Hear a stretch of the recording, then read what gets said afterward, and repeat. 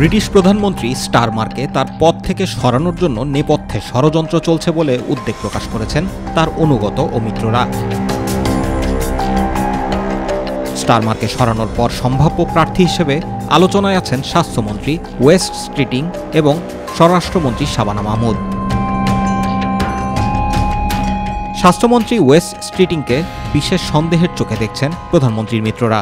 যদিও বিবিসিকে দেওয়া এক সাক্ষাৎকারে তিনি বলেছেন তিনি কখনোই প্রধানমন্ত্রীর বিরুদ্ধে দাঁড়াবেন না।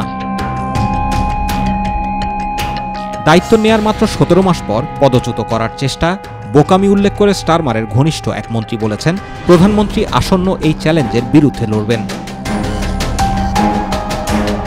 আগামী মে মাসে স্কটল্যান্ড ও ওয়েলসের বিকেন্দ্রীকৃত নির্বাচন এবং ইংল্যান্ডের বিভিন্ন স্থানীয় নির্বাচনের ক্ষমতাসীন লেবার পার্টির ভালো না করার তথ্য উঠে এসেছে নানান জরিপে।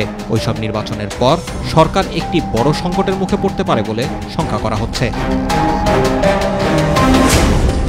এ অবস্থায় দলের ভেতরে অনেকেই চাইছেন শিগগিরই প্রধানমন্ত্রীর পদে পরিবর্তন এনে ভোটারদের আস্থা ফেরাতে। জুবাইর রহমান, মাই টিভি নিউজ।